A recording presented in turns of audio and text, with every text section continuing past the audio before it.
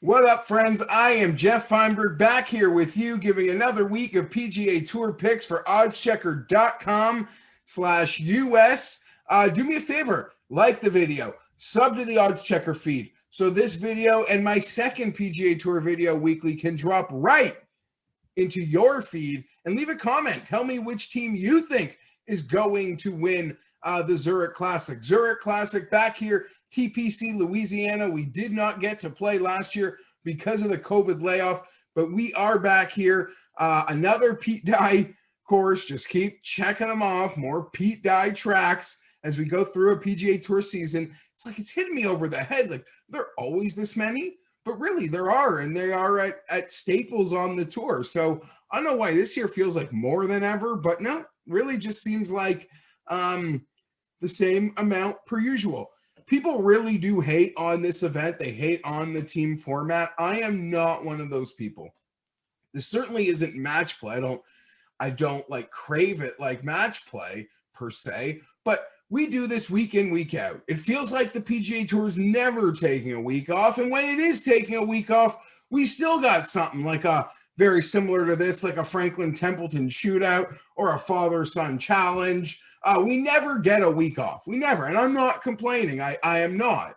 But with not taking time off, really, with the PGA Tour, the schedule just wraps around year long. I even try to tell you a new season starts in the fall. I don't really buy into that. To me, the seasons start in the new year. But it's a different format, and there's so many freaking of these things. Like every week. So who cares? New format, change up the pace. I am not a hater. I am happy to be making picks, trying to get myself off the mat here, and we go and we return to our winning ways. That would certainly be the plan.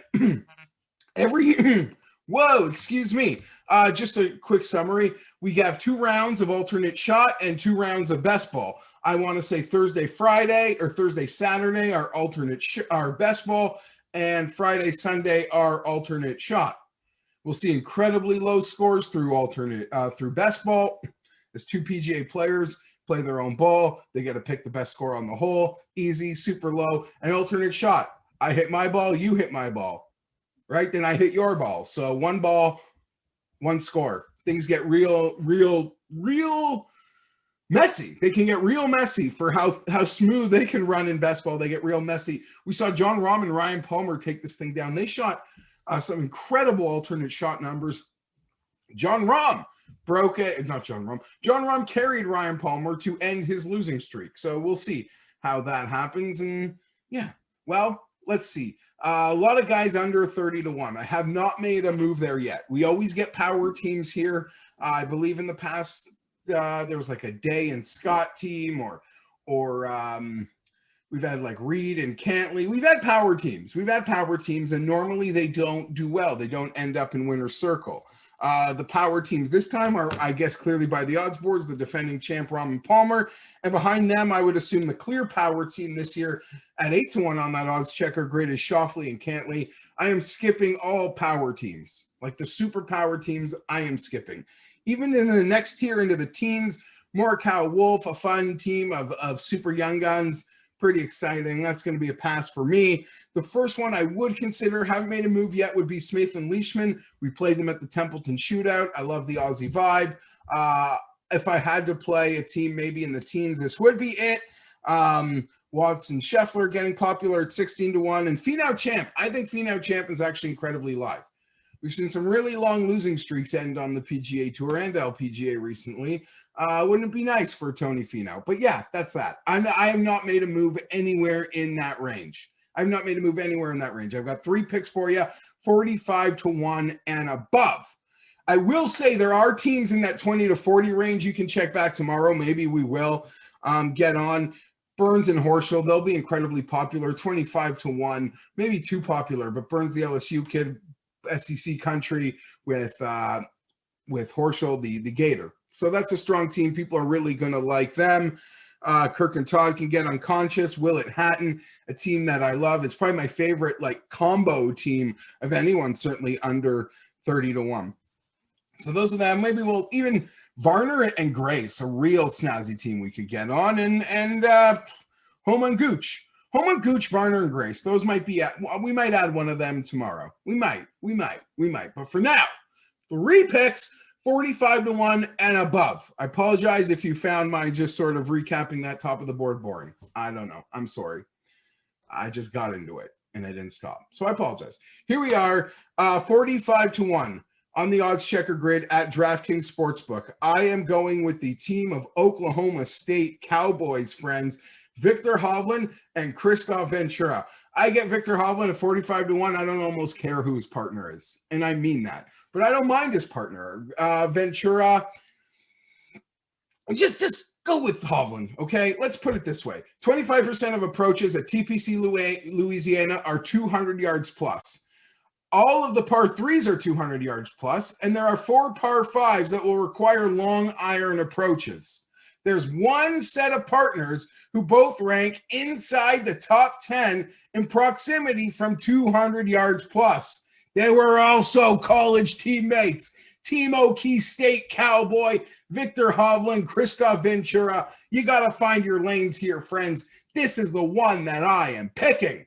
Team Okie State Cowboys going to make it rain birdies. Ventura, he can get fire, okay? So please get fire. Just hold your own with Victor. That's what we ask. That is what we ask of you. Moving along, I have got a team that I feel is getting little to no attention this week, and I think they're gonna crash this party. It is a team of European birdie makers, Thomas Pieters and Tom Lewis.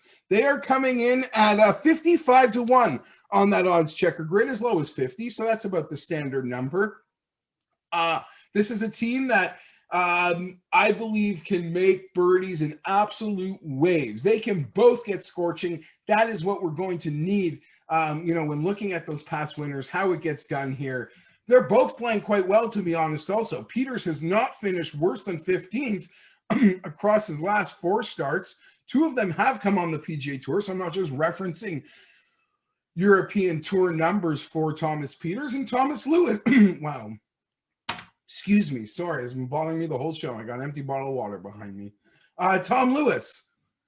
He's made 4 straight cuts on tour. I know that's maybe not like the high watermark stat that you want, but it's all trending in the right direction. I believe he was, 20 or 25th last week at the Heritage. The guy can get on a birdie train, and so can his partner, long bombing Thomas Pieters.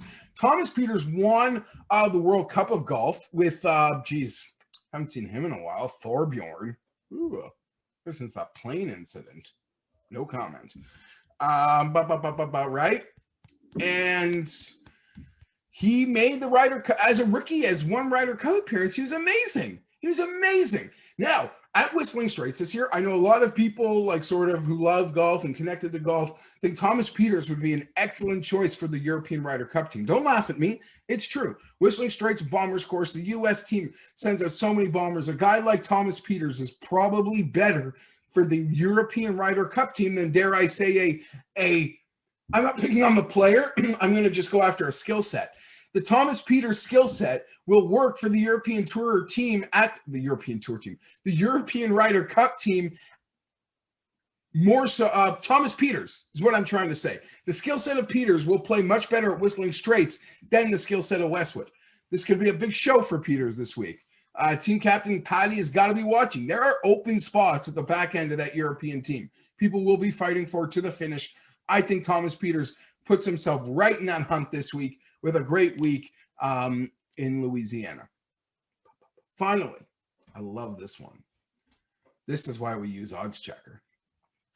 EVR and Wyndham Clark. Team EVR and Wyndham Clark, I think they complement each other perfectly. Some might say you don't want complementary. You might want just a super focused single skill set. No, I'm here for the complementary pairing at such a big number. I don't know what's going on, but thank you, OddsChecker. DraftKings Sportsbook has EVR and Wyndham Clark at 90-1. At 90-1. I almost bet this pairing at 60-1 because I like that number. And then obviously, before I make any bet, we got to use that OddsChecker grid. I'm even using it on the mobile right now, just to make sure I'm not going crazy. 90-1, EVR and Wyndham Clark. The second best numbers are like 60 to 1. Hello? 33% more for the same bet? Equally hard to pay off. If I do catch this winner, you better believe I'm going to take the ultimate payout. Clark and EVR, listen, they can, like that European team, they can both get scorching. They can both get scorching, but they know how to give it back a lot quicker. How many times you watching PGA Tour card and leaderboard and EVR is like 4 under through 7, and then you come back an hour later and EVR is +1? Happens a lot. I roster EVR a lot. I'm a big EVR fan. But hey, we got a partner this time, and hopefully they can keep themselves out of trouble. Great number, an even better number, great number on a team that I think is incredibly live. DraftKings Sportsbook 90 to 1, EVR and Wyndham Clark.